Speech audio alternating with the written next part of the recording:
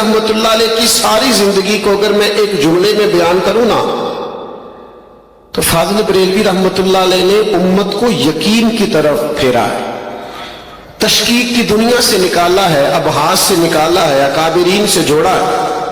اعلیٰ حضرت بریلوی رحمۃ اللہ تعالیٰ علیہ یقین بانٹتے، انشراح صدر اللہ تعالیٰ نے ان کو عطا فرمایا۔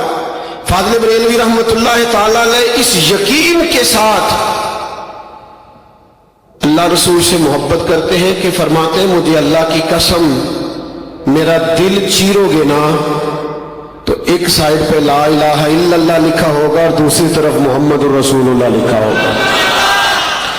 جب آپ یقین کی دنیا میں آتے ہیں نا، یقین کی دنیا میں، پھر آپ محسوس کرتے ہیں کہ میں بہت ساری بیماریوں، مجبوریوں، غربتوں کے باوجود بڑا طاقتور ہوں، میں ایک مضبوط آدمی ہوں۔ میں آپ کو تحقیق کی دنیا میں جانے سے منع نہیں کرتا، لیکن اتنی بات ضرور کہوں گا کہ جہاں جانے سے شک پیدا ہو وہاں نہ جایا کرو، جسے سننے سے تشکیک پیدا ہو اسے نہ سنا کرو۔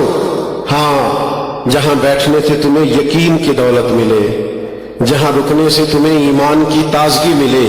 یقین کتنا کو مضبوط ہونا چاہیے۔ حضرت مولا علی شیر خدا رضی اللہ تعالیٰ عنہ علیل ہو گئے اور بظاہر نکاحت اتنی زیادہ تھی کہ کھڑے ہوتے تھے تو مقدس وجود پہ راشا طاری تھا، مسند امام احمد بن حنبل میں موجود ہے۔ تو مولا مرتضیٰ شیر خدا رضی اللہ تعالیٰ عنہ سے محبت کرنے والے بعض صحابہ کی آنکھوں میں آنسو آ گئے۔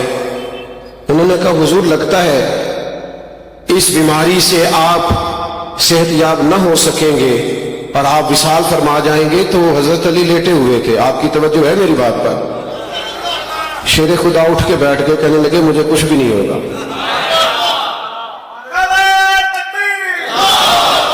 سنیے گا اللہ جزاک، مجھے کچھ بھی نہیں ہوگا۔ کہا حضرت کیا مطلب؟ فرمایا جتنی مرضی بھی بیماری آ جائے میں اس بیماری سے دنیا سے نہیں جاؤں گا۔ کہا جناب آپ اتنے وثوق سے کہہ رہے ہیں، بظاہر نکاحت بڑھ گئی ہے۔ تو حضرت علی فرمانے لگے اپنی بات نہیں کر رہا، مدینے والے محبوب نے فرمایا ہے۔ حضور نے فرمایا علی تمہاری داڑھی خون سے رنگین ہوگی، گویا تمہیں خنجر کا، تلوار کا وار کیا جائے گا اور تم شہادت پا کر دنیا سے جاؤ گے۔ ساڈے نبی دی زبان ساڈے واسطے قرآن۔ نبی کریم علیہ السلام نے فرما دیا ہے سورج چاند اپنی جگہ چھوڑ سکتے ہیں، زمین پہ زلزلے آ سکتے ہیں، آسمان اپنی جگہ سے ہٹ سکتا ہے، پر حضور کی بات معاذ اللہ غلط ہو سکتی۔ جو دن کو کہہ دیا دن ہے تو دن نکل آیا، جو شب کو کہہ دیا شب ہے تو رات ہو کے رہی، اور خدا نے ان کی زبان کو وہ اختیار دیا جو نکلی منہ سے ان کے وہ بات ہو کے رہی۔ اور فاضل بریلوی کہتے ہیں وہ زبان جس کو سب کن کی کنجی کہے، اس کی نافذ حکومت پہ لاکھوں سلام۔ یقین کامل کی دولت جن لوگوں کو میسر تھی، ایمان کی مضبوطی جن لوگوں کو میسر تھی، ہم نے وہ لوگ بھی دیکھے ہیں جو اسٹیج پر ہیں، ممبر پر ہیں تو بڑے پختہ نظریاتی واضح و نصیحت کے ساتھ لوگوں کے دلوں کو گرما رہے، لیکن جب وہ ممبر سے اترتے ہیں اور محافل میں بیٹھتے ہیں تو پھر جیسی محفل ہوتی ہے ویسا رنگ ڈھارنے کی کوشش کرتے ہیں۔ فاضل بریلوی کا یقین اس طرح کا نہیں ہے، اعلیٰ حضرت کا مزاج اس طرح کا علیل ہو گئے تھے، کئی دنوں سے بیمار تھے، لیکن ایک ایسا طبیب آ گیا جس میں کچھ عقیدے کی گندگی تھی، جو معاذ اللہ حضور کی ازواج مطہرات کے بارے میں نظریات ٹھیک نہیں رکھتا تھا۔ اس نے نبض دیکھنے کو ہاتھ جو پکڑا تو فاضل بریلوی نے ہاتھ جھٹکا اور بلانے والے سے کہنے لگے کئی دنوں کی علالت سے وہ تکلیف نہیں تھی جو اس بد عقیدہ کے ہاتھ لگانے سے مجھے تکلیف ہوئی ہے، اس لیے کہ ہمارا کسی کے ساتھ کوئی ذاتی جھگڑا نہیں، ہماری کسی کے ساتھ کوئی زمین کی لڑائی نہیں ہے، ہمارا کسی کے ساتھ کوئی لینا دینا نہیں ہے۔ انہوں نے تو جو بات کی ہے وہ مضبوطی ایمان کی بات کی ہے، انہوں نے تو جو ذکر کیا ہے وہ اصلاح احوال کے لیے کیا ہے، امت کو نظریاتی پختگی دینے کے لیے کیا ہے۔ ان کے اندر وہ خاص قسم کی توانائی، وہ طاقت تھی۔ آج لوگ ممبر منبر سے تقریر سنتے ہیں تو بیچارے کنفیوز ہو جاتے ہیں. میں تمہیں بتاؤں گا حضور کی اہل بیت کی شان. کیا ہو بھائی آپ کیا بتائیں گے؟ آپ ناقل ہیں, قرآن حدیث پڑھیں, بیان کر دیں. ان کی شان تو اللہ رسول نے بتا دی ہے. میں بتاؤں گا اصحاب رسول کا مقام کیا ہے. بھئی آپ مہربانی کریں, آپ وہ بتائیں جو اللہ نے قرآن میں بتایا ہے. اس پر سند موجود ہے, اس پر بڑے حوالے موجود ہیں, اس پر آیات اور احادیث موجود ہیں. آپ صرف ان کو نقل کریں. آپ اپنی گفتگو چمکانے کے لیے مشاجرات بیان کرتے ہیں. آپ محض کچھ دیر کی داد اور امداد لینے کے لیے امت کے ذہنوں کو تقسیم کرتے. آپ لے جائیے اٹھا کے تاریخ کے سارے حوالے. ہمارے پاس قرآن مجید موجود ہے, اور قرآن مجید میں رب نے فرما دیا ہے اشداء علی الکفار رحماء بینہم. اللہ فرماتے ہیں وہ کافروں پہ سخت تھے, آپس میں تو بڑے مہربان تھے, رحم دل تھے. تو کیا ضرورت ہے آپ کو کسی نئی تحقیق میں الجھنے کی, جب نص آپ کے پاس موجود ہے. یقین پیدا کریں, ایمان کی مضبوطی لائیں. آپ یقین کریں, طبیعت آپ کی نکھر جائے گی. آپ اعلیٰ حضرت بریلوی رحمۃ اللہ علیہ آپ سن رہے تھے کہ عقیدہ توحید کے بھی بہت بڑے پہرے دار ہیں. وہ جو ہم پہ معاذ اللہ بعض اوقات الزامات لگاتے ہیں نا کہ فلاں جاہل کے اور سجدے ہوتے ہیں, ان کو بھی تعظیمی سجدے کی حرمت پر دیکھو کیا کہنے لگا ہوں, غیروں کو بھی تعظیمی سجدے کی حرمت پر جب دلائل لینے ہوتے ہیں تو میرے اعلیٰ حضرت سے لیتے ہیں. فاضل بریلوی نے لکھا ہے کہ اللہ کے سوا کسی کو سجدہ کرنا جائز نہیں ہے. اور کیا لکھا؟ حرام حرام اور اشد حرام. ان لفظوں کے ساتھ پابندی لگائے. یہ میرے امام کا کمال ہے. جانے تم کہاں بیٹھ کر شور کرتے ہو اور کس طرح تم اندھیرے میں تیر چلاتے ہو. یہ فاضل بریلوی رحمت اللہ علیہ کا کمال ہے کہ وہ صبح کے اجالے میں لکھتے ہیں کہ کسی مزار پہ جانا تو 4 ہاتھ دور کھڑے رہ کے دعا مانگنا. یہ فاضل بریلوی رحمت اللہ علیہ کا کمال. اتنی پاسداری تمہیں کہاں آئے گی عقیدہ توحید کی؟ ہم تو اس امام کے ماننے والے ہیں جو کہتے ہیں اللہ کو بھی اللہ میاں نہیں کہنا, اللہ تعالیٰ کہو, اللہ جل جلالہ کہو, اللہ عز و جل کہو. انہوں نے نظریاتی پختگی اور یقین کامل کی دولت. میں بڑے ادب سے عرض کروں گا آپ کی خدمت میں, دوستو, کسی نہ کسی سے تو بندے نے پیار کرنا ہی ہوتا ہے. درد اگرچہ جان گزل ہے, کروں کیا کہ دل ہے. غم عشق اگر نہ ہوتا تو غم روزگار ہوتا. چلو نہ پیار کرو, عشق نہ کرو, پیسوں سے پیار ہو جائے گا. ہوتا ہے لوگوں کو پیسوں سے پیار, مانیے گا نا آپ, لوگ مانتے نہیں, آپ بھی نہ مانیے گا. ویسے میں کچھ لوگوں کو جانتا ہوں کہ اگر ان کے پاس پیسے نہ ہو تو ان کی طبیعت بھی صحیح نہیں لگتی, خراب لگتی ہے. جیب بھری ہوئی ہو تو صحت بھی اچھی لگتی. ہوتا ہے کچھ لوگوں کو پیار. شہرت سے بھی لوگوں کو پیار ہوتا ہے, 2-4 جملے تعریف میں اگر سن لے تو رات اچھی گزر جاتی. اسی لیے تو سعدی فرماتے کہ لکڑی کو گھن کھا جاتی ہے اور بڑے لوگوں کو خوشامد کھا جاتی ہے. ہوتا ہے لوگوں کو تعریف سے بھی پیار, نہ مانے آپ, ہوتا ہے. لیکن یہ نقصان پتہ کتنا کرتا ہے. معروف ہونے کے لیے, مشہور ہونے کے لیے سنجیدہ لوگ سوشل میڈیا پہ وہ حرکات کر رہے ہیں جو ان کی شخصیت سے میچ نہیں کرتی.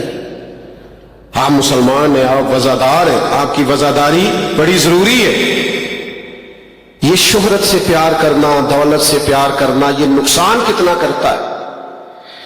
نبی کریم علیہ السلام نے فرمایا 2 بھوکے بھیڑیے بکریوں کے ریوڑ میں کھلے چھوڑ دیے گئے. بھیڑیا ویسے خطرناک ہوتا ہے اور اوپر سے بھوکا ہو اور پھر کھلا چھوڑ دیا جائے, پوچھنے والا بھی کوئی نہ ہو. کریم فرماتے 2 بھوکے بھیڑیے بکریوں کے ریوڑ میں کھلے چھوڑ دیے جائیں, وہ اتنا نقصان نہیں کرتے جتنی دولت اور شہرت کی محبت انسان کے دل کا نقصان کرتی. لوگ پورے طور پہ اندر سے برباد ہو جاتے ہیں, اجڑے ہوئے ہوتے, انہیں خبر ہی نہیں ہوتی. انہوں نے اجلے لباس پہن رکھے ہوتے, وہ سمجھتے ہم بہت بڑے لوگ ہیں. اعلیٰ حضرت بریلوی نے ہمیں سبق دیا ہے کہ دل جو ہے اور محبت بھی اس نے کسی نہ کسی سے کرنی ہے تو اس کا بہترین علاج یہ ہے کہ اسے دروازہ رسول پہ لے جاؤ.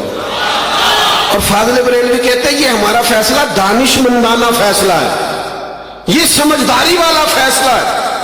آپ ذرا وہ انداز دیکھیے کہ کس طرح کہتے ہیں حضور سے پیار کرے؟ کہتے پھر کے گلی گلی تباہ، ٹھوکریں سب کی کھائے کیوں، اور دل کو جو عقل دے خدا تو تیری گلی سے جائے کیوں، دل کو جو عقل دے خدا تو تیری گلی سے، جان ہے عشق مصطفیٰ، دعا کرو روز فضو کرے خدا، اور جس کو ہو درد کا مزہ ناز دوا اٹھائے کیوں۔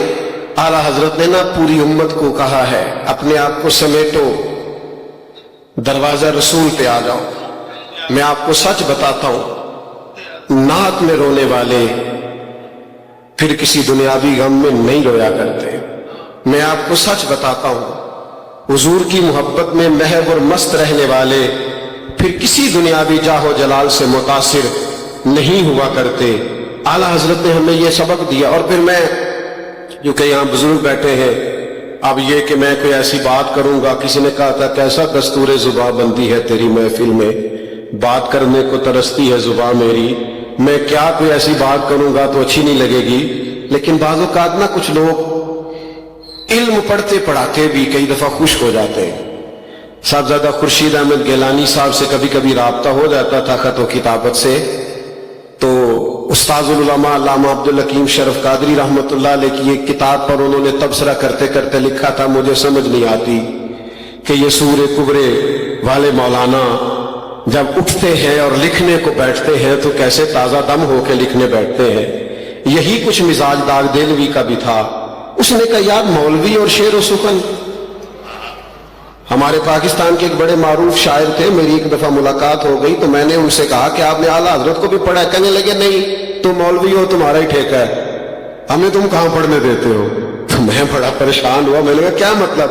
کہنے لگے مولانا وہ مولویوں کی جاگیر نہیں، وہ فن کا آدمی ہے، اور جو آدمی جس فن سے تعلق رکھتا ہے وہ ان کو لے لیتا ہے۔ کہنے لگے بڑے بڑے مبالغے کیے ہیں لوگوں نے محبوب کی محبت میں، لیکن یہ جو فاضل بریلوی نے اپنے محبوب کے لیے کہا ہے نا کہ جس کی 2 بوند ہے کوثر و سلسبیل، جس کی 2 بوند ہے کوثر و، کاش آپ کو کوئی شعر و سخن سے دلچسپی ہوتی تو پھر میں آپ کو بتاتا کہ بات کیا ہو رہی ہے۔ جس کی 2 بوند ہے کوثر و، صرف 2 بوند، حضرت باقی کتنا ہے؟ کہنے لگے بتاتے ہیں، جس کی 2 بوند ہے کوثر و سلسبیل ہے وہ رحمت کا دریا ہمارا نبی، اور جن کے قدموں کا دھون ہے آب حیات، بچا جو قدموں کے ان کا دھون بنا وہ جنت کا رنگ و روغن، جن کے قدموں کا دھون ہے۔ معروف شاعر تھے اور اچھا لکھتے تھے۔ کہنے لگے میں حق رکھتا ہوں تھوڑا تبصرہ کر سکوں؟ کہنے لگے یار اتنی دور لے گئے بات کہ جس کے قدموں کا دھون ہے آب حیات، ہے وہ جانے مسیحا ہمارا نبی سب سے اولا ہو والا، ہمارا نبی اور سب سے بالا ہو والا، لا مکان تک اجالا ہے جس کا وہ ہے ہر مکان کا اجالا۔ اعلیٰ حضرت نے ہمیں سبق دیا حضور سے محبت کرو۔ اور میں آپ کو ایک اور بات بھی عرض کروں، محبت میں نرے نعرے نہیں لگتے، ناراض نہیں ہونا آپ نے، محبت میں تانے بھی ملتے ہیں، ہاں لوگ باتیں بھی کرتے ہیں، لوگ پھپتیاں بھی کستے ہیں، پھول بھی پھینکتے ہیں، اور کبھی کبھی ایک آدھا روڑا بھی کھانا پڑ جاتا ہے، زیادہ نہیں ایک آدھا روڑا بھی۔ لیکن قرآن مجید نے کہا وَلَا يَخَافُونَ لَوْمَةَ لَائِمٍ ذَلِكَ فَضْلُ اللَّهِ، فرمایا رب کے بندے ملامت کرنے والوں کی ملامت کی پرواہ۔ سب سے زیادہ میرے اعلیٰ حضرت پہ لکھا گیا، ایک ایک رسالے پہ پوری پوری PhD ہو گئی۔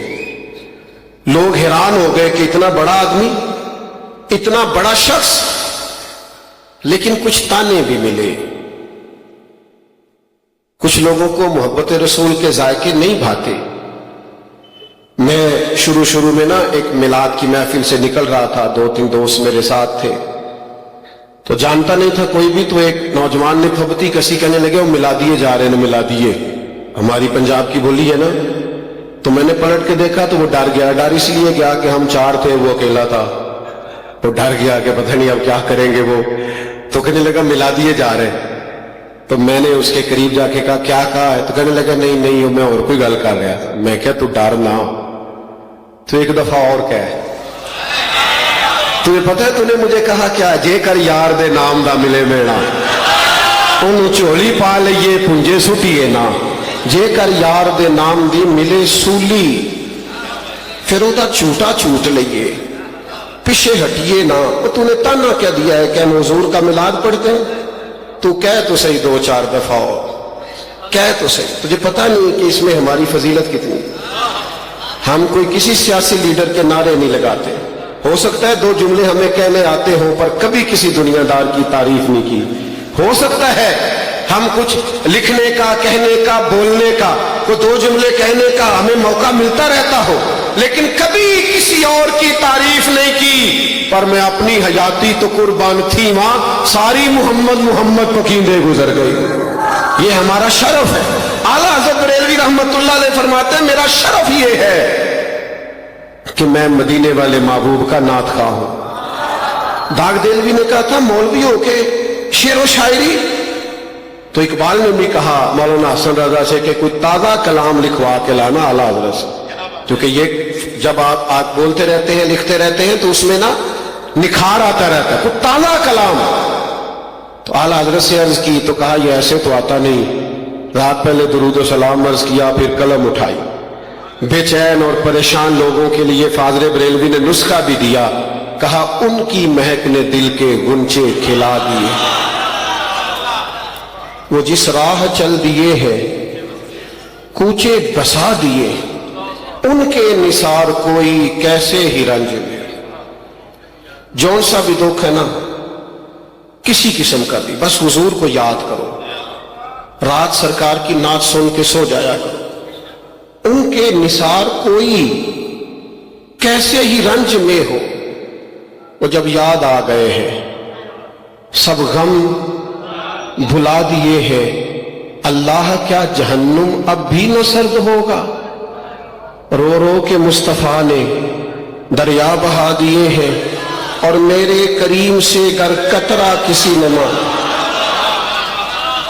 میرے کریم سے گر قطرہ کسی نے مانگا دریا بہا دیے دریا اس کی طرف بند ہی کھول دیا دریا کا کہہ لینے دو نا میں اپنی بولی میں کہہ لے حضور فرمایا لے تو پھر موجہ کر دریا بہا دیے ہیں در بے بہا دیے ہیں ابھی مقطع لکھنا تھا کہ وہ ٹرین کا وقت آ گیا مولانا حسن استاد زمن نے پکڑا وہ آپ سے کلام اور لے گئے تو داغ دہلوی بھی بڑا کمال آدمی تھا وہ کہا کرتا تھا کہ ہیرے کی پتی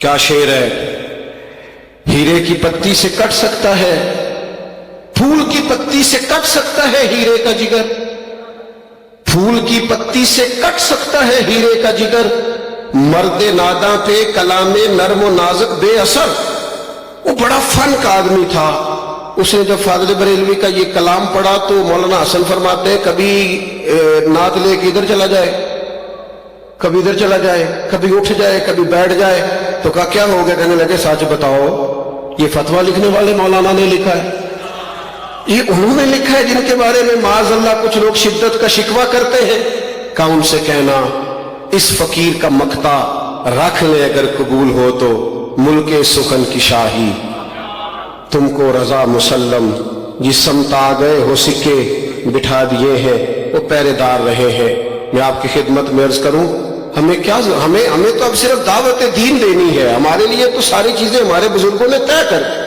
میں بڑی خوشی سے سن رہا تھا حضرت شیخ محقق رحمت اللہ علیہ کا نام حضرت مجدد و منور الفسانی کا نام حضرت حافظ عبد الکریم صاحب کا نام حضرت پیر مہر علی شاہ صاحب گولڑوی کا نام اعلیٰ حضرت بریلوی کا نام ہمارے نظریات طے ہے اب ہمیں کچھ طے نہیں کرنا ہمارے لیے سارا کچھ طے ہے حضرت ابو بکر صدیق سے لے کر جناب سیدنا امیر معاویہ تک رضی اللہ تعالیٰ عنہ اور حضور کی اولاد پاک کے بارے میں کہا تیری نسل پاک میں ہے بچہ بچہ نور کا تو ہے عین نور تیرا سب گھرانہ خانقاہ پہ بیٹھے ہو بس یقین لے کے جانا یقین کے ساتھ زندہ رہنا یقین والوں کے ساتھ وقت گزارنا زندگی میں تحقیق کے نام پر تخریب کے راستے پہ کبھی نہ چلنا.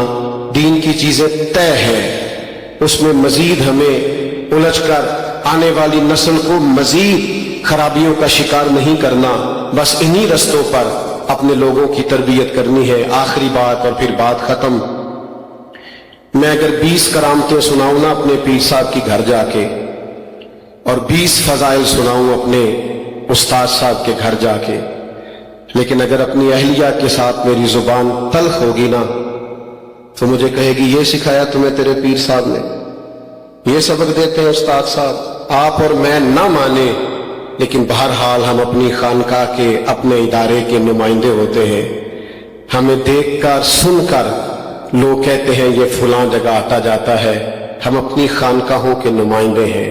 ہمیں اپنا اخلاق، اپنا کردار، بالخصوص لین دین کے معاملات، زندگی میں ایک دوسرے کے ساتھ اپنے رویے اتنے اچھے کرنے ہیں کہ کوئی ہم سے کہے کہ میاں یہ خیر تم نے کہاں سے پائی ہے، تو ہم کہیں آ جا میرے ساتھ، دیکھا ہے جو کچھ میں نے اوروں کو بھی دکھلا دے، آ میرے ساتھ میں تمہیں وہاں لے جاؤں، انہوں نے یہ مجھے سارا کچھ سکھایا ہے.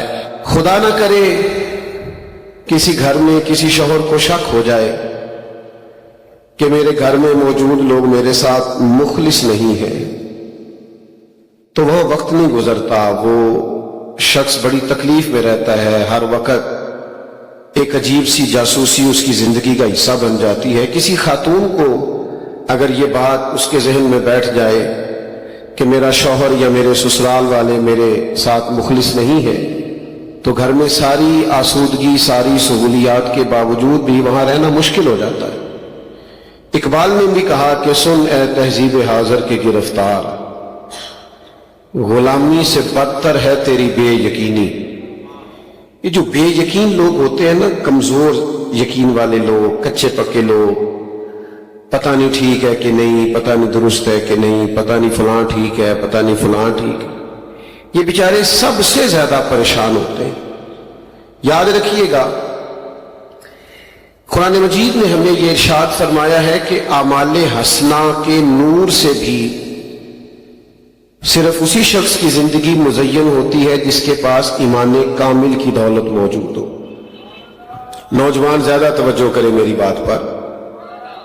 آپ بہترین اعمال کرنا چاہتے ہیں، آپ مزین کرنا چاہتے ہیں اپنی زندگی کو نیک اعمال سے، آپ چاہتے ہیں اخلاق بھی اچھا ہو، کردار بھی اچھا ہو، خدمت خلق بھی ہو، معاملہ فہمی بھی ہو، کسی کا بھلا بھی ہو، ہمارا وجود نفع بخش بھی ہو، تو اعمال حسنہ سے اپنے آپ کو مزین کرنے کے لیے بھی قرآن مجید نے یہ شرط لگائی ہے کہ پہلے ایمان کامل ہونا چاہیے، اس کے بعد آپ اعمال حسنہ کریں گے تو نفع دیں گے.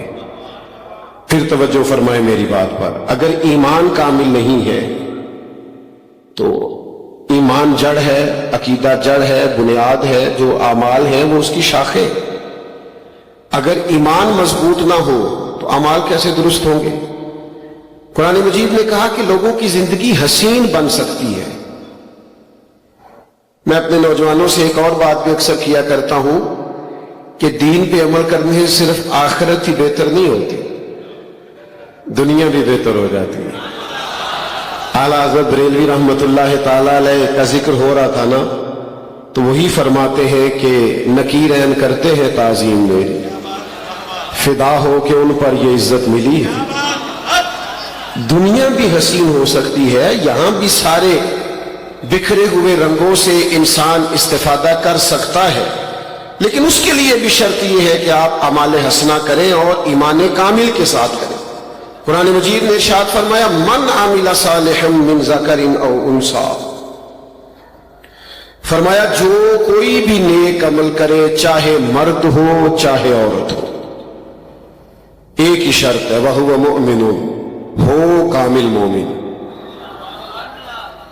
جو بھی نیک عمل کرے چاہے مرد ہو چاہے عورت ہو، شرط یہ ہے کہ مومن ہو. فَلَنُحْيِيَنَّهُ حَيَاةً طَيِّبَةً، اللہ فرماتا ہے ہم ضرور اسے پاکیزہ زندگی عطا فرما دیں گے. جب آپ ایمان کامل کی دولت کے ساتھ اعمال حسنہ کرتے ہیں نا، یا نا بہت سارے لوگوں کو وہم ہو جاتا ہے. وہ کہتے ہیں جناب آپ نماز روزہ حج زکوٰۃ اخلاق کردار کی بات کریں، آپ عقیدے کی بات کر رہے ہیں. جناب فلاں بڑا مصلح تھا، فلاں بڑا اچھا تھا، بڑا نصیحت کرنے والا تھا، لیکن وہ عمدہ نصیحت تو کرتا تھا پر عقائد و نظریات کی بات نہیں کرتا تھا. یاد رکھنا جو سیانے لوگ تھے وہ شروع میں پھانپ گئے تھے کہ اصل عقیدہ ہے، اصل نظریہ ہے. اگر یقین کچا پکا ہونا، آپ نے مجھ سے ناراض نہیں ہونا اور مجھے امید ہے کہ آپ نہیں ہوں گے. زیادہ تر ویسے لوگ یہی کہتے ہیں پیر آج کل جعلی ہیں، تو جو مارکیٹ میں بات چلتی وہ سارے وہی کہنے لگ جاتے ہیں. میں بھی اکثر کہتا ہوں ہیں بھی صحیح، انکار نہیں اس سے، پیر جعلی ہیں کافی سارے. لیکن جعلی بھی تو تبھی چلتا ہے نا جب اصلی موجود ہو. 5000 کا نوٹ اگر آج مارکیٹ میں بند ہو جائے تو اس کی نقل تیار ہوگی. تو جعلیوں کا کام بھی اسی لیے چل رہا ہے کہ کچھ اصلی موجود ہے. اور جو بات ناراض ہونے والی ہے جس سے میں نے آپ سے پہلے معذرت کی وہ یہ ہے کہ یہ درست ہے کہ بہت سارے پیر جعلی ہیں، میں انکار نہیں کرتا، پر چلو چھوٹا آدمی ہوں، خوب کرے حمد سے تھوڑا سا گلا بھی سن لے. میرے پیر ہی جعلی نہیں، مرید بھی کافی سارے جعلی ہیں. یہ بھی مسئلہ ہے. یعنی صدیوں پہلے حضرت سلطان باہو نے شکوہ کیا ہے. وہ کہتے رب دا طالب کوئی نہیں ملیا، تو جو ملیا طالب زردہ ہو. یہ تو آئے ہیں کہ میری دکان چل جائے کام، رب دا طالب کوئی نہیں ملیا. تو حضور کرنا کیا تھا؟ فرمانے لگے کرنا یہ تھا کہ کیتی جان حوالے رب دے، اسی ایسا عشق کمایا ہے، مرن تو پہلو مر گیا باہو تا مطلب نو پایا ہے. ہم نے یہ پہلے سے طے کیا تھا کہ ہم نے زندگی لگا دینی. تو جب آپ نظریاتی طور پر ہی پختہ نہیں، جب آپ فکری طور پر ہی توانا نہیں، وہ امام غزالی نے نہ جانے کس وجدانی کیفیت میں کہہ دیا تھا کہ میں اللہ سے دعا مانگتا ہوں مجھے دیہات کی بوڑھی اور ان پڑھ عورتوں جیسا اللہ یقین کامل عطا کرے. نہ جانے انہوں نے کس وجدانی کیفیت میں کہہ دیا تھا. ان لوگوں کے گھر کچے تھے، عقیدے پکے تھے. میں بس میں سفر کرتا رہتا تھا اکثر، اپنی سواری جب تک میسر نہیں تھی تو میں بس میں سفر کر رہا تھا. طالب علمی کا زمانہ تھا. تو ایک صاحب بڑے دلائل کے ساتھ ایک سادے آدمی کو بات سمجھا رہے تھے کہ یا رسول اللہ صلی اللہ علیہ وسلم نہیں کہنا چاہیے. تو بس کھچا کھچ بھری ہوئی تھی، 2-3 سیٹیں پیچھے میری سیٹ تھی اور آگے وہ صاحب بیٹھے تھے، بیچ میں بھی لوگ کھڑے تھے. تو طالب علمی کے زمانے میں کئی قسم کے رنگ غالب ہوتے ہیں، کبھی کبھی مناظرانہ کیفیت بھی غالب ہوتی ہے. تو جو ہلکا پھلکا مناظر ہمارے اندر بستا تھا وہ بڑا جوش دکھا رہا تھا کہ یہ بندے ذرا ہٹیں تو میں بھی ذرا اس کے ساتھ ٹکراؤں تھوڑا سا. تو میں انتظار میں تھا کہ کچھ رش کم ہو تو میں آگے بڑھوں، کو بات کروں. وہ دلیلیں دیے جا رہا ہے اور وہ سادہ آدمی بیچارہ سارے جی جی جی جی کیے جا رہا ہے. کیونکہ ویسے بھی میری جماعت کے لوگوں نے ایک سبق بڑا پکا پڑا ہوا ہے، کہنے نے میں تو ایڈا پڑھیا ہی نہیں، بس اتنی بات. او بھائی جڑا تیرے میں گل کرن ڈیا انہیں کدو پی ایچ ڈی کی تھی؟ تو بھی تو کوئی بات کرنا اس کے ساتھ، وہ بھی بات ہی کر رہا ہے، تو بھی بات کا، وہ بھی دلیلیں دے رہا ہے روز مرہ کی، تو بھی کو بات. لیکن ہم بات نہیں کرتے، بات کرنی چاہیے. اور پھر آپ کیوں کہتے ہیں میں پڑھا ہوا نہیں؟ سینکڑوں جمعے نہیں پڑھے آپ نے اپنے مستند عالم کے پیچھے؟ اتنی محافل میں نہیں آپ جاتے؟ کیوں نہیں آپ تیار کرتے نوٹس؟ کیوں نہیں لکھتے باتوں کو؟ کیوں نہیں سیکھتے؟ اعلیٰ حضرت بریلوی ہی کا فرمان ہے، فرماتے علم باقاعدہ پڑھنے سے بھی آتا ہے اور صحبت علماء سے بھی آتا ہے. تو آپ صحبت اختیار کریں اور سیکھیں. بہرحال بات کو لمبا نہیں کرنا، وعدہ کر چکا ہوں چھوٹی بات کرنے کا. تو وہ بس رکی ایک جگہ پہ، تو وہ جن کو میں سمجھانا چاہتا تھا ان کا سٹاپ آ گیا. اب آپ یقین کریں میں بڑا ہی پریشان اور مجھے اپنے پہ غصہ آئے. وہ جب آدمی سیٹ سے اٹھا کہ بھائی میرا تو سٹاپ آ گیا، مجھے تو اترنا ہے. میں یار یہ تو بندہ بیچارہ بس سے لے کے چلا جائے گا، تو کوئی بات ہی نہیں کر سکا. پتہ نہیں اس کے ذہن میں کتنے سوالات پیدا ہو گئے ہوں گے. لیکن آپ یقین کریں کبھی کبھی بڑا ہی رشک آتا ہے ان سادے لوگوں پر جن کو اللہ تعالیٰ نے نظریاتی پختگی دے رکھی ہے، یقین کی دولت دے رکھی ہے، سچائی کی نعمت ان کے دلوں میں گھر کر گئی ہے، تحقیق کے نام پر کچھ لوگ تخریب کا شکار ہو گئے، پڑھنے نکلے تھے لیکن نہ جانے کہاں کھو گئے، تحقیق کرنے نکلے تھے لیکن نہ جانے کن وادیوں میں بہہ گئے۔ ہم ایسی لاکھوں کتابیں قابل ضبطی سمجھتے ہیں کہ جن کو پڑھ کے بیٹے باپ کو خبطی سمجھتے ہیں، پتہ نہیں کہاں نکل گئے، کون سا انہوں نے کورس پڑھ لیا اور کن تحقیقوں کا وہ شکار ہو گئے کہ اپنے عقائد سے ہی بگڑ گئے۔ وہ شخص جب نیچے اتر رہا تھا میں پریشان تھا کہ میں کوئی جواب نہیں دے۔ آپ یقین کیجئے وہ ہمارے یہاں چادر جو رکھی جاتی ہے نا دیہاتوں میں کندھوں پہ، ہم اسے اپنے لفظوں میں صافہ کہتے ہیں۔ تو میں عرض کر رہا تھا کہ وہ بعض اوقات انسان بہت پریشان ہو جاتا ہے کہ یار یہ سادہ سا ذہن تھا، اس میں اگر سوالات رہ گئے رک گئے تو نہ جانے کتنے وسوسے جنم لیں گے اور یہ آدمی بیچارہ کن خیالات میں گم ہو جائے گا۔ تو مجھے موقع ہی نہیں مل سکا، میں اپنے آپ کو بار بار اس بات کی طرف لانے لگا کہ تجھے جلدی اٹھ جانا چاہیے تھا، لیکن جو میں نے اس سادے آدمی سے سیکھی بات وہ یہ کہ انہوں نے صافہ اٹھا کے اپنے کندھے پہ رکھا اور پلٹ کے کہنے لگے مولوی صاحب کتنی دیر لائی جب انہوں سمجھانتے۔ تو مولوی صاحب بھی سوچ میں پڑ گئے، اب بس رک رہی ہے، تھوڑے منٹوں میں نیچے اترنا ہے۔ تو کہنے لگے جب سے بیٹھے ہیں تب سے بات ہو رہی ہے۔ تو اس نے کہا سن پھر میں جدی پشتی یا رسول اللہ کہنے والا ہوں، اور یہ یا رسول اللہ میرے خون میں شامل ہے۔ سب سے پہلے یہ سمجھ لیں کہ بریلوی ہمارا مسلک نہیں ہے۔ ہمارا مسلک کیا ہے؟ وہ ہے جو اللہ کے رسول نے بتایا کہ آپ نے فرمایا پچھلی امتوں میں بھی فرقے پیدا ہوئے اور میری امت میں بھی فرقے پیدا ہوں گے، تو آپ صلی اللہ علیہ وآلہ وسلم سے پوچھا گیا کہ یا رسول اللہ صلی اللہ علیہ وسلم جب مارکیٹ میں میدان میں کئی فرقے موجود ہوں گے تو پھر فرقہ ناجیہ کون ہوگا؟ حق پر قائم رہنے والا فرقہ کون ہوگا؟ اس کی پہچان کیا ہوگی؟ آپ نے فرمایا کہ ما انا علیہ و اصحابی، جو اس جادہ مستقیم پر چلے، جو اس صراط مستقیم پر شدت کے ساتھ، ایمان کے ساتھ، ایقان کے ساتھ کاربند رہے کہ جس پر میں چلا ہوں اور میرے اصحاب چلے، جس پر آپ چلے وہ سنت اور اصحاب کی تعبیر امت نے جماعت سے کی ہے۔ تو ہم اس حدیث کا مظہر و مصداق ہیں، یعنی اہل السنہ والجماع۔ لہذا بریلی امام اہل سنت کا مولد ہے، مسکن ہے، لیکن مسلک اہل سنت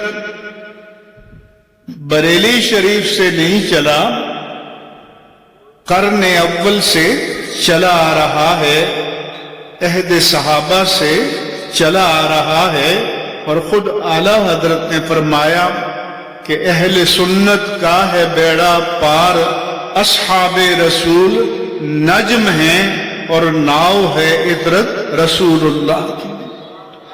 لہذا آپ نے خود اہل سنت کے نام کو، ٹائٹل کو استعمال کیا، اور اللہ کے رسول نے فرمایا کہ ید اللہ علی الجماع، اللہ تعالیٰ کا دست تائید و قدرت جماعت پر رہے گا، اور آپ نے فرمایا کہ علیکم بالجماع، تم جماعت کے ساتھ اعتصام و تمسک کو لازم پکڑو۔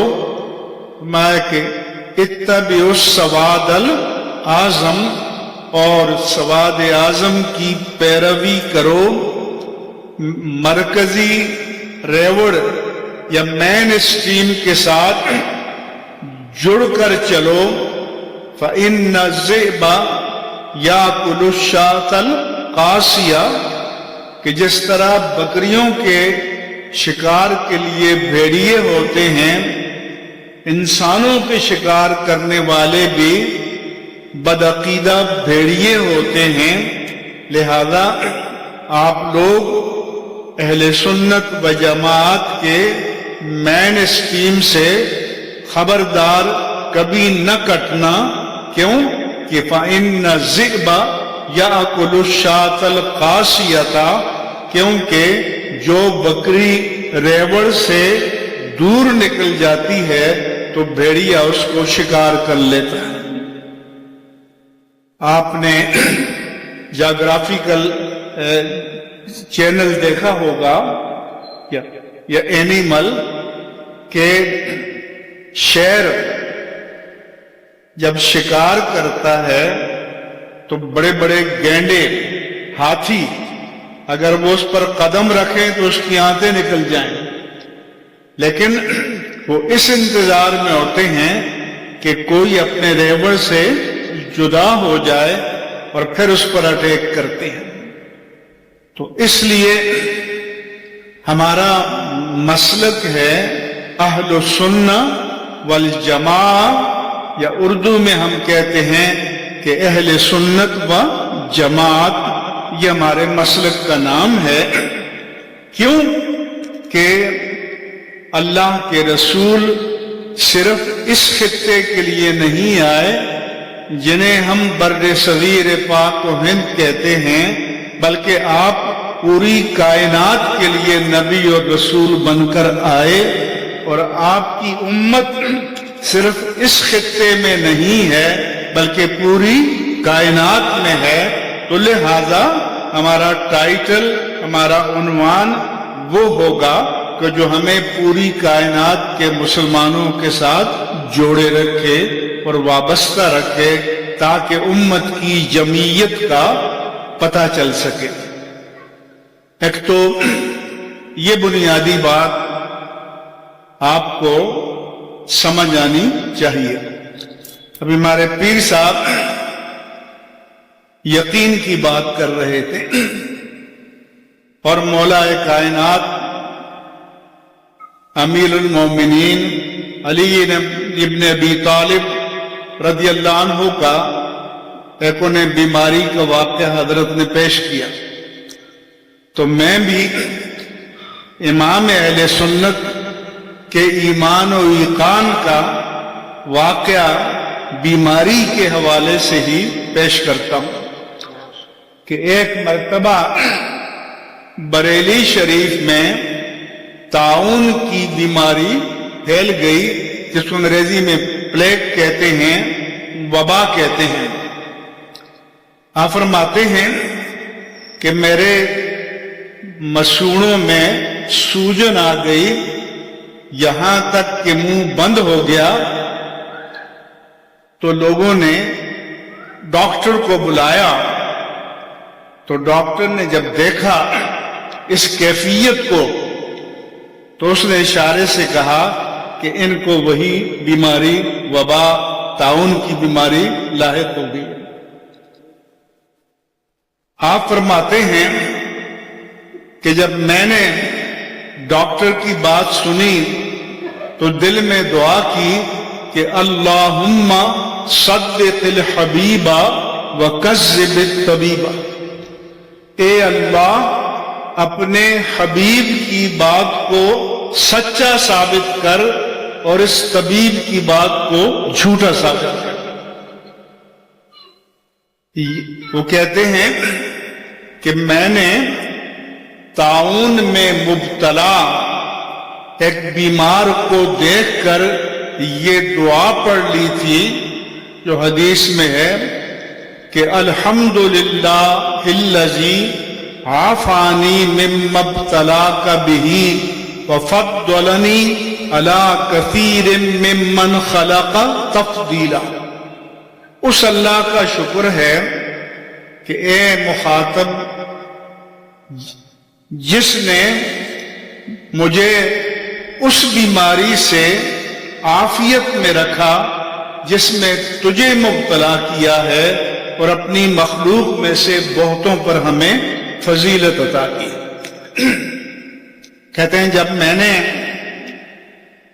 یہ دعا ایک طاعون کے مریض کو دیکھ کر پڑھ لی تھی تو پھر مجھے اللہ کے رسول کے فرمان پر کامل یقین تھا کہ مجھے کبھی بھی طاعون کی وبا لاحق نہیں ہو سکتی.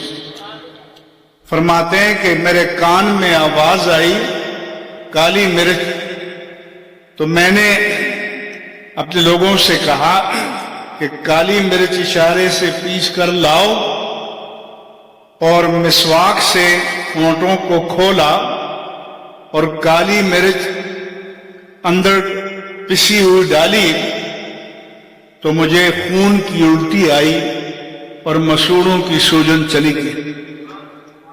پھر میں نے کہا کہ میں نے دوبارہ اشارہ کیا اور مزید کالی مرچ میرے منہ میں ڈالی، ایک الٹی اور آئی اور میں ٹھیک ٹھاک ہو گیا.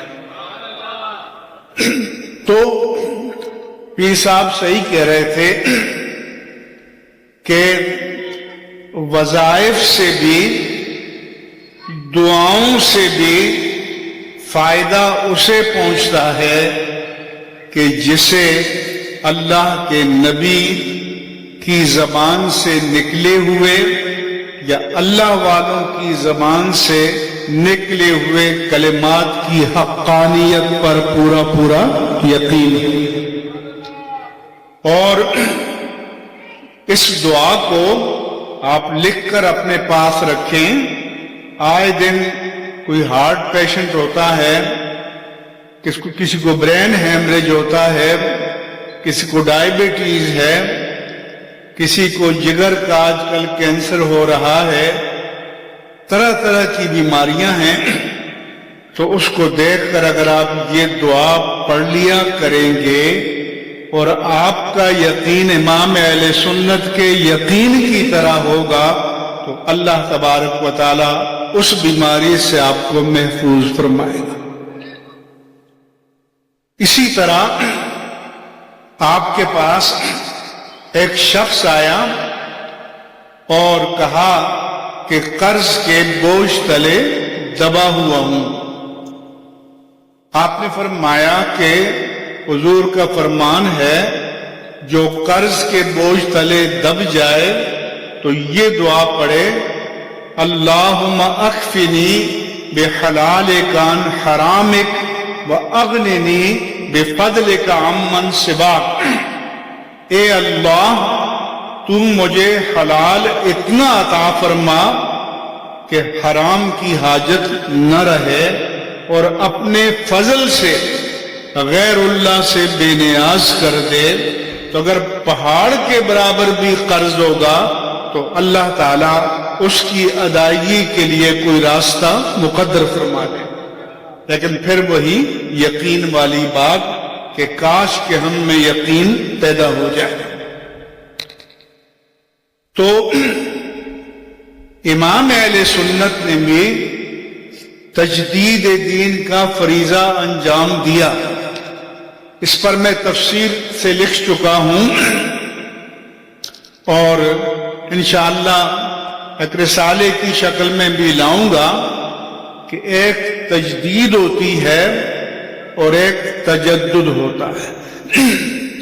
تجدید یہ ہے کہ دین میں باطل عقائد، فاسد عقائد یا اعمال کی آمیزش کر دی گئی ہو تو اس دین کو اس باطل کی آمیزش سے نکھار کر، مجلہ کر کے، مصفہ کر کے اپنی اصل شکل میں دوبارہ پیش کرتے ہیں. اور ایک متجدد ہوتے ہیں، ان کا کام یہ ہے کہ دین کی اصل روح اور دین کے اصل مزاج اور نبوت کے اصل فرامین کو اصل مقصد سے ہٹا کر اور اس کو من پسند معنی پہنا دینا. اور آج کل جو فتنہ ہے متجددین کا فتنہ ہے کہ جس میں ہمارے لوگ مبتلا ہوتے ہیں اور جب ایقان نہیں ہوتا، ایمان نہیں ہوتا تو بہک جاتے ہیں اور بھٹک جاتے ہیں. دوسری بات جو میں پیغام دینا چاہتا ہوں وہ یہ ہے کہ کہا جاتا ہے کہ فروعی اختلافات ہیں.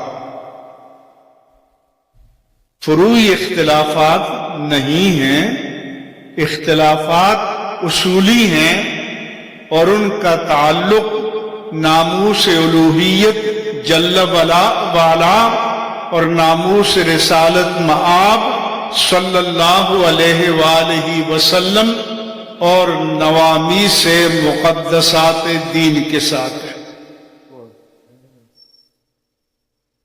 فروعی اختلاف کیا ہوتا ہے؟ جیسے نماز میں ہم حنفی زیر ناف ہاتھ باندھتے ہیں، غیر مقلدین امام شافعی اور امام احمد بن حنبل رحمہم اللہ تعالی کے مقلدین سینے پر باندھتے ہیں. امام مالک کے مقلدین ہاتھ چھوڑ دیتے ہیں، جس کو ارسال کہتے ہیں. اور فقہ جعفریہ والے بھی ہاتھ چھوڑتے ہیں. ان کو فروعی اختلاف کہتے ہیں اور ان کی وجہ سے ہم کسی کو مسلک اہل سنت و جماعت سے خارج نہیں کرتے. مثلا اگر صحیح العقیدہ امام مالک کے ماننے والے ہیں، امام شافعی کے ماننے والے ہیں، امام احمد بن حنبل کے ماننے والے ہیں، تو ہم ان کو اہل سنت و جماعت ہی تسلیم کرتے ہیں. یا مثلا وللضالین کے بعد آمین بالجہر کہیں گے یا آہستہ کہیں گے، رفع یدین کریں گے یا نہیں کریں گے، یہ فروعی چیزیں ہیں. تو اس لیے اہل سنت و جماعت کو اس بات کا سمجھنا ضروری ہے کہ اصل جو اصولی اختلافات ہیں وہ کیا ہیں، اور ان کا تعلق جو ہے وہ ہمارے عقیدے کے ساتھ ہے، ایمانیات کے ساتھ ہے، اور اس پر کوئی کمپرومائز نہیں ہو سکتا. تو ایک بات تو یا مثال کے طور پر ابھی صاحبزادہ صاحب نے بھی ترجمہ قرآن کی کچھ مثالیں پیش کی، کنز الایمان کی. تو پہلے تو یہ سمجھیں کہ امت میں ترجمہ قرآن کرنے کے لیے علماء تیار نہیں تھے. کیوں؟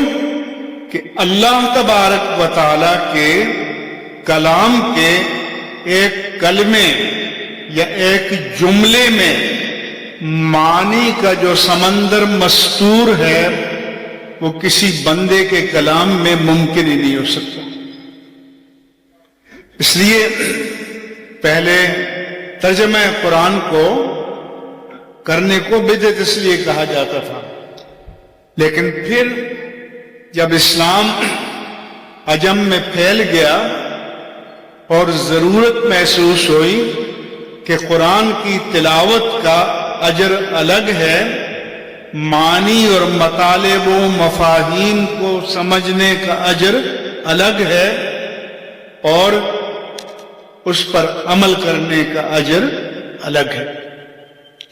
لہذا یہ ہمارے علماء بیٹھے ہیں، عربی میں ایک معنی کے لیے کئی الفاظ آئے. مثال کے طور پر اونٹ یا اونٹنی کے لیے قرآن کریم میں 7 کلمات آئے. یا لفظ عین ہے، اس کے کئی معنی ہیں. آنکھ کو عین کہتے ہیں، گھٹنے کو عین کہتے ہیں، کسی چیز کی حقیقت کو عین کہتے ہیں. شعر کے لیے عربی میں کئی کلمات ہیں. لہذا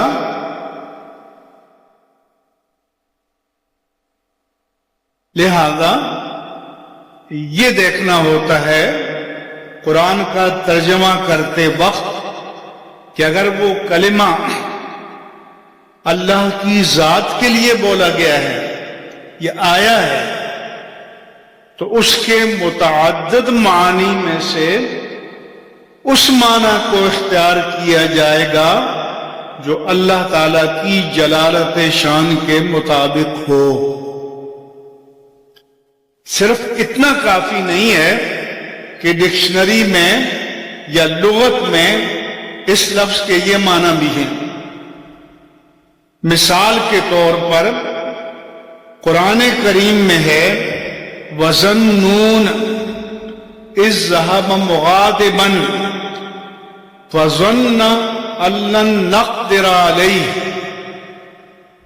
اور مچھلی والا یعنی یونس علیہ السلام جب اپنی قوم سے ناراض ہو کر چل دیے اور انہوں نے گمان کیا کہ لن نقدر علیہ. اب نقدر کے معنی ایک تو یہ ہے کہ قدر یقدر کے معنی قدرت پانا، قابو پانا، کسی کو کنٹرول میں لے لینا. اور ایک قدر یقدر کے معنی ہے تنگی ہونا. یعنی جیسے اللہ فرماتا ہے ان اللہ یبسط الرزق لمن یشاء ویقدر، کہ اللہ تعالی جس کے لیے چاہتا ہے رزق کی تنگی فرما دیتا ہے اور جس کے لیے چاہتا ہے کشادگی فرما دیتا ہے. اب شیخ الہند نے ترجمہ کیا اور مچھلی والے کو جب چلا گیا غصہ ہو کر پھر سمجھا کہ ہم نہ پکڑ سکیں گے اس کو. مولانا فتح محمد جالندری نے کیا اور ذنون کو یاد کرو جب اپنی قوم سے ناراض ہو کر غصے کی حالت میں چل دیے اور خیال کیا کہ ہم ان پر قابو نہیں پا سکیں گے.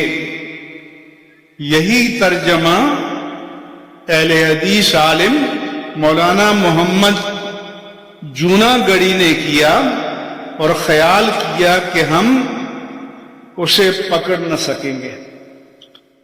تو یونس علیہ السلام تو نبی تھے نا، کیا ہم جیسا گناہگار ادنا درجے کا مسلمان بھی اللہ کی ذات کے بارے میں منہ پر یہ لفظ لانا تو دور کی بات ہے، کبھی ذہن کے خاشیے خیال میں سوچ سکتا ہے کہ وہ قابو نہیں پا سکتا، وہ پکڑ نہیں سکے گا؟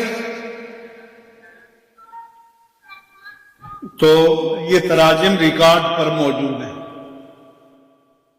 تو یہ آپ کو سمجھنا ہوگا کہ امام اہل سنت نے جو ہمیں بتایا، جو سکھایا، تو وہ ناموس الوہیت جل وعلا کی پاسداری، ناموس رسالت مآب صلی اللہ علیہ وسلم کی پاسداری، ناموس اولیاء کی پاسداری، یہ ہمیں سکھائی ہے. چنانچہ آپ نے ترجمہ کیا کہ اور ذنون کو یاد کرو جب چلا غصے میں بھرا تو گمان کیا کہ ہم اس پر تنگی نہ کریں گے. یہ نہیں فرمایا کہ قابو نہیں پا سکے. اللہ کا کلام ہے نا. تو تنگی کرنے کے معنی کیا ہے؟ کہ کسی کی گرفت کر لینا کہ یہ کام کیوں کیا. تو چونکہ انہوں نے قوم کو عذاب کی وعید سنائی تھی، اس وقت وہ عذاب نہ آیا، تو آپ نے سوچا کہ قوم کیا کہے گی. وہ قوم کو چھوڑ کر چڑھ دیے اور یہ گمان کیا کہ ہم ان پر تنگی نہ کریں گے، مگر پھر انہیں ابتلا کے اس مرحلے سے گزرنا پڑا. تو اس لیے امام اہل سنت مجدد دین و ملت نے جو دین میں ہمیں احتیاط سکھائی ہے تو اس کو سمجھنے کی ضرورت ہے. ایک آیت ہے جو مشکلات القرآن میں سے ہے، سورہ یوسف کی آیت نمبر 110 ہے. حَتَّى إِذَا اسْتَيْأَسَ الرُّسُلُ وَظَنُّوا أَنَّهُمْ قَدْ كُذِبُوا جَاءَهُمْ نَصْرُنَا. شیخ الہند نے ترجمہ کیا یہاں تک کہ جب نا امید ہونے لگے رسول اور خیال کرنے لگے کہ ان سے جھوٹ کہا گیا تھا. ذرا سوچے آپ، نبی تو آتا ہی امید دلانے کے لیے، اور نبی کی تعلیم یہ ہے کہ لا تقنطوا من رحمت اللہ، اللہ کی رحمت سے نا امید مت ہو جاؤ. وَمَن يَقْنَطُ مِن رَحْمَةِ رَبِّهِ إِلَّا الْقَوْمُ الضَّالُونَ، اللہ کی رحمت سے تو گمراہ لوگ نا امید ہوتے ہیں. لا تَيْأَسُوا مِن رَوْحِ اللَّهِ، اللہ کی رحمت سے نا امید مت ہو جاؤ. فَإِنَّهُ لَا يَيْأَسُ مِن رَوْحِ اللَّهِ إِلَّا الْقَوْمُ الْكَافِرُونَ، اللہ کی رحمت سے تو کافر نا امید ہوتے ہیں. یہی ترجمہ مولانا شریف علی تھانوی نے کیا کہ یہاں تک کہ پیغمبر اس بات سے مایوس ہو گئے اور ان پیغمبروں کو گمان غالب ہو گیا کہ ہماری فہم نے غلطی کی. تو نبی کا نطق بھی معصوم، نبی کی سوچ بھی معصوم، تو وہ کبھی اگر نبی کا نطق جو ہے معصوم نہ رہے تو ان کی بات کا اعتبار کیا رہ جائے گا. اور پھر اوپر جو ہے کہ ان سے جھوٹ کہا گیا تھا، تو عذاب کی وعید نبی کو کس نے سنائی تھی؟ اللہ نے. تو اللہ جھوٹ بول سکتا ہے؟ تو اللہ کی طرف جھوٹ کی نسبت ہو سکتی ہے؟ اسی طرح مولانا فتح محمد جالنی نے کیا کہ یہاں تک کہ جب پیغمبر نا امید ہو گئے اور انہوں نے خیال کیا کہ اپنی نصرت کے بارے میں جو بات انہوں نے کہی تھی اس میں وہ سچے نہ نکلے. یعنی نبی اپنے آپ کو سچا نہیں سمجھتے. مولانا عبد الماجد دریابادی نے بھی یہی ترجمہ کیا کہ نبی کی طرف یاس کی نسبت اور یہ کہ اللہ نے ان کی قوم کے لیے جو عذاب کی وعید سنائی تھی اس کو جھوٹ قرار دینا. تو امام اہل سنت امام احمد رضا خان قادری محدث بریلی رضی اللہ عنہ نے لکھا یہاں تک کہ جب رسولوں کو ظاہری اسباب کی امید نہ رہی. اللہ سے نا امید نہیں ہوئے. اللہ سے نبی نا امید کیسے ہو سکتا ہے؟ اور علامہ سعیدی غلام رسول سعیدی نے لکھا یہاں تک کہ جب رسول لوگوں کے ایمان لانے سے مایوس ہو، اللہ سے نہیں ہوئے. اور نبی نے نہیں گمان کیا تھا کہ ہم سے جھوٹ کہا گیا ہے، اس دور کے کافروں نے یہ کہا کہ ہمیں جو عذاب کی وعید سنائی گئی تھی اس کے بارے میں ان سے جھوٹ بولا گیا۔ تو اب دیکھیں یہی قرآن ہے، ایک ہی کلام ہے، تراجم آپ کے سامنے ہیں، تو اب فرق آپ کو سمجھ میں آ گیا کہ جس کے دل میں عظمت الوہیت ہو، جس کے دل میں عظمت رسالت ہو، تو وہ کیسے قرآن کو سمجھے گا، اور اگر عظمت الوہیت اور رسالت نہ ہو تو وہ پھر قرآن کا ترجمہ کیسے کرے گا؟ اسی طرح سورہ الرحمن کی آیت ہے 33، یا معشر الجن والانس ان استطعتم ان تنفذوا من اقطار السماوات والارض۔ شیخ الہند نے ترجمہ کیا، اور ایک گروہ جنوں کے اور انسانوں کے، اگر تم سے ہو سکے کہ نکل بھاگو آسمانوں اور زمین کے کناروں سے تو نکل بھاگو، نہیں نکل سکتے کہ بدون سند کے۔ اور مولانا اشرف علی تھانوی نے کیا، مگر بدون زور کے نہیں نکل سکتے، اور زور تو ہے نہیں۔ تو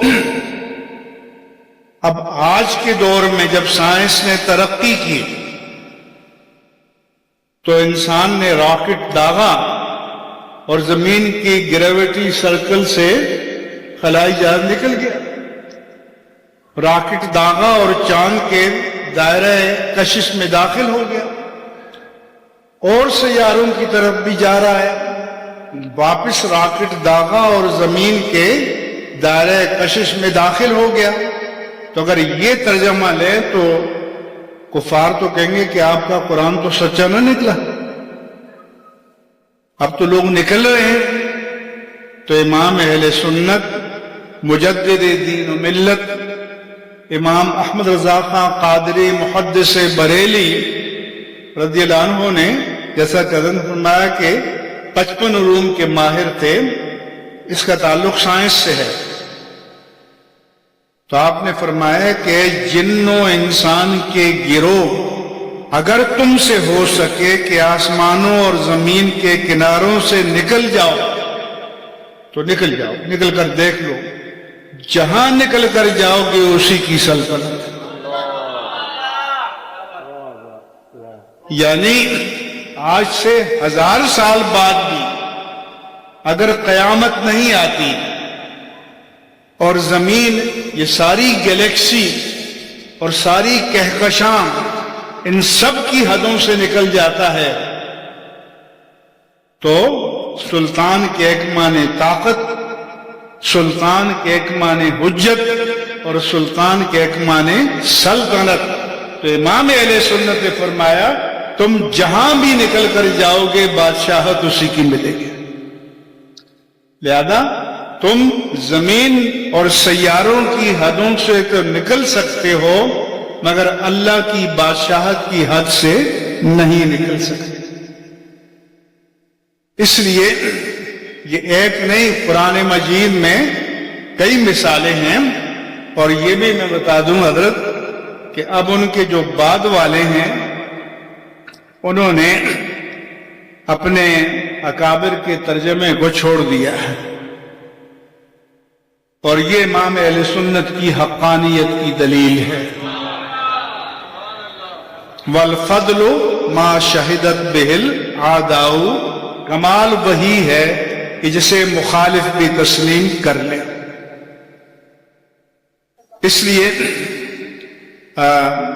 شان رسالت کے بارے میں بھی ان کی عبارات موجود ہیں، اور امام اہل سنت کی حقانیت کی دلیل یہ ہے کہ اب ان کے ماننے والے اپنے منبر پر مسند تدریس پر ان عبارتوں کو کبھی نام بھی نہیں لیتے۔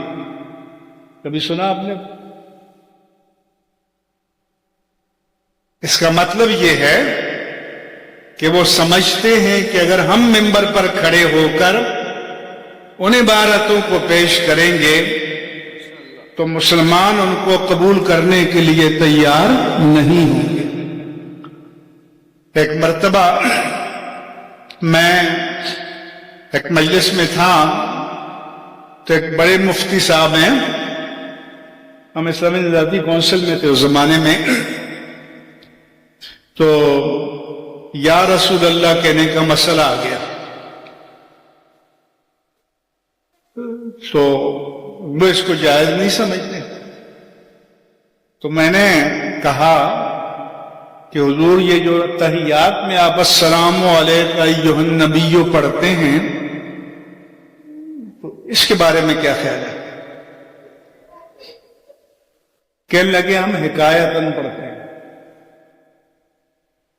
حکایت کا مطلب یہ ہوتا ہے نریشن، ٹریڈیشن، کہ بھئی حضور نے اللہ کی بارگاہ میں یہ عرض کیا تھا کہ التحیات للہ والصلوات والطیبات، اور اللہ نے جواب میں فرمایا تھا کہ السلام علیک ایھا النبی ورحمۃ اللہ وبرکاتہ۔ ہم نہیں کہتے، حکایت تو یہی ہے نا۔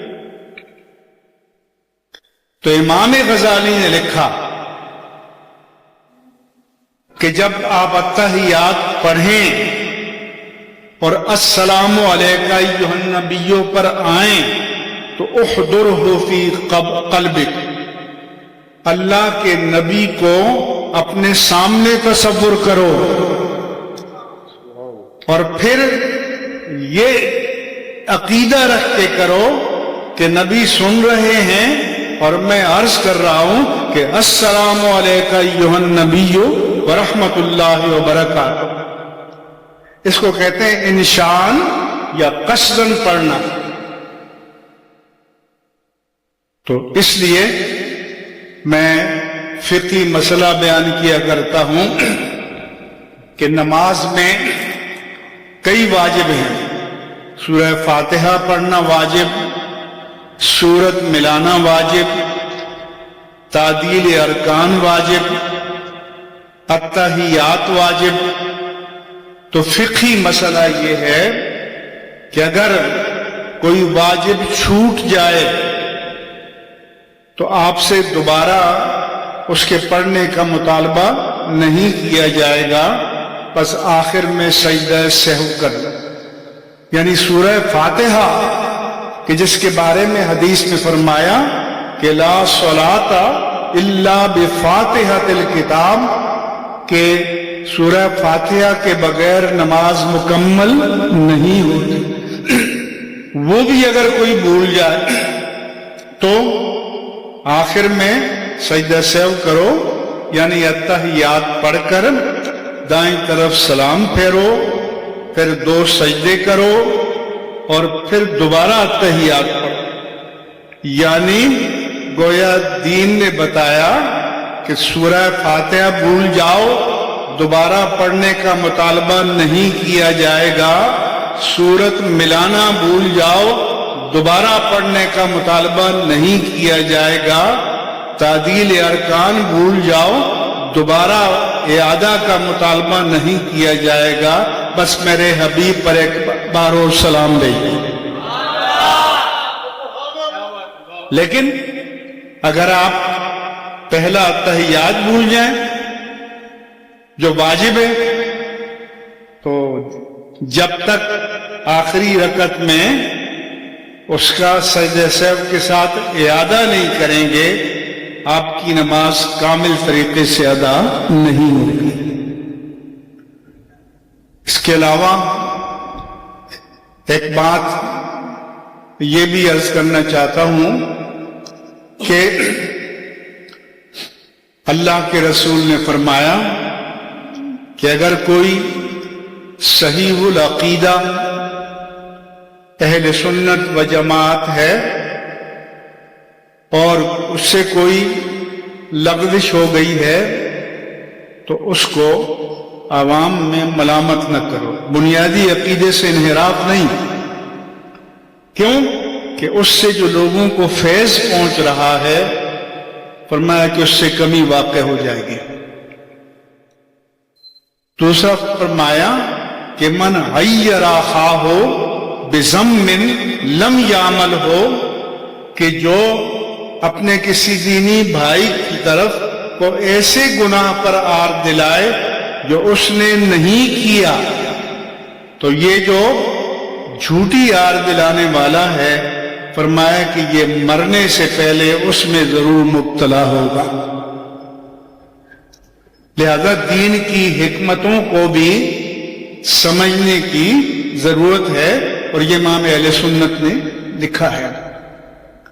دوسرا، امام اہل سنت نے یہ اصول بتایا کہ حضرت ام المومنین عائشہ صدیقہ رضی اللہ تعالی عنہا سے فرمایا کہ لولا حداثت عہد قومک بالکفر لنقضت الکعبۃ او لہدمت الکعبۃ واسستها علی بناء ابراہیم وجعلت لها خلفا، کہ اے عائشہ، اگر تمہاری قوم نئی کفر کو چھوڑ کر اسلام میں داخل نہ ہوئی ہوتی تو میں کعبے کو شہید کر دیتا، منہدم کر دیتا، اور دوبارہ بنا ابراہیمی پر تعمیر کرتا۔ اور قریش نے اپنی ٹھیکیداری کے لیے پیچھے کا دروازہ بند کر دیا تھا، میں پیچھے بھی دروازہ بنا دیتا۔ انہوں نے دیکھا نا کہ جس کو وہ اجازت دیں تو وہ داخل ہو، کیونکہ قریش نے جب تعمیر کی تھی تو طے کیا تھا کہ حلال مال اس پر لگایا جائے گا، اور حلال مال اتنا نہیں تھا کہ بیت اللہ کی پوری حدود کو کور کیا جائے، تو حتیم کا جو حصہ ہے اس کو باہر نکال دیا، کٹ ٹو سائز کر دیا، اور پھر بیت اللہ کی عمارت کو بنا دیا۔ تو اب اس وقت وسائل نہیں تھے، اب پورا حجاز میرے آقا کی سلطنت میں آ چکا تھا، وسائل بھی موجود تھے، مگر آپ نے سمجھا کہ اگر بیت اللہ پر ہتھوڑے اور کدال چلائے جائیں گے تو شاید لوگوں کا ایمان متزلزل نہ ہو جائے، لہذا اس دین کی حکمت کے تحت حضور نے اپنی خواہش کو، جن کی خواہش پر کائنات کی ساری خواہشیں قربان ہو جائیں، اس کو آپ نے چھوڑ دیا۔ لہذا یہ دنیاوی معاملات میں اس طرح کے مواقع آتے ہیں تو اس وقت جو ہے حضور کی تعمیل کرتے ہوئے ہمیں دین کی حکمتوں کو، مصلحتوں کو بھی سمجھنا چاہیے، مگر دین کے اصولوں سے انحراف نہیں کرنا چاہیے، اور اس کی کسی کے لیے قطعاً کوئی گنجائش نہیں ہے۔ یہ جو مرکز ہے رشد و ہدایت کا، ہم اس لیے یہاں آتے ہیں کہ الحمدللہ یہ